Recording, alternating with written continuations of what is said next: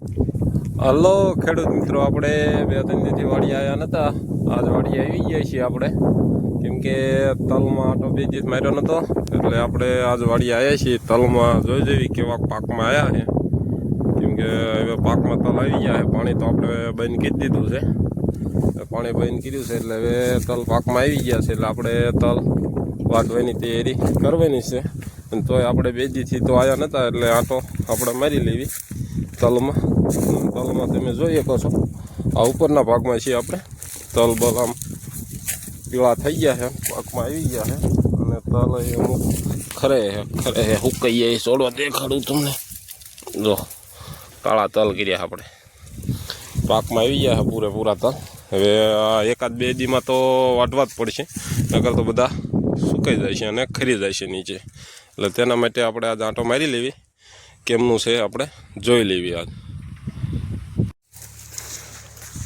ઉપલ્યામાં તો તલ આમ જો તમે હાલવીને વસાળે તો અમુક છોડવા જે સુકાઈ ગયા છે એ તો તલ ખરી જાય છે. એટલે હવે આપણે જો મેળમાં આવે, કાલ મજૂરનું સેટિંગ થાય તો કાલે જ આપણે દાળિયા મૂકીને તલ વાઢવાનું ચાલુ કરી દેવું પડશે. જેમ કે નકર તો 5 દીમાં તો ઘણા ખરા તલ ખરી જાય છે, ને ઘણા ખરા તો પાકી ગયા છે. પાકીએ તો આમ ગણો તો 60-80% જેવું તો તલ પાકમાં આવી ગયું છે આપણે. તમે જોઈ શકો છો, જોઈ લો તલ બલ આમ માલ છે ને ચકાચક. જુઓ તમે બધા જુઓ તમે આમ માલ ભરાણો હોય તલમાં છે ને, એકદમ ફર્સ્ટ ક્લાસ.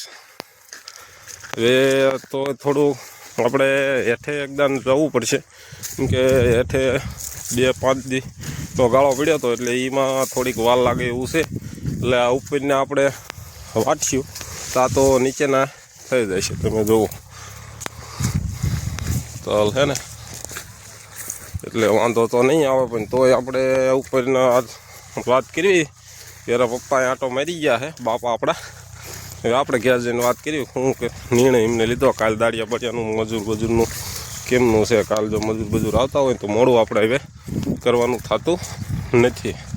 આવી ગયા આપણે વચાળા. આ છે આપણે ઝોન ડીપના વાલ. પાણી તો કાલ પાયેલું છે આમાં 2 દીથી આપણે મૂકી દીધું છે પાણી. હવે આમાં આજથી પૂરું.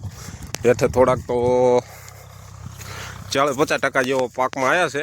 તો 2 દીક આ તલ આપણે વાટવીને હમા કરશું, પૂળા વાળશું તો આને વાટે એવું થઈ જાય છે. એટલે પછી આપણે આને વાટવાનું ચાલુ કરી દઈશું. મુદ્દલ તો હવે છે 4-5 દીનો ખેલ. 4-5 દીમાં તો થઈ જવું પડે બધું કામ.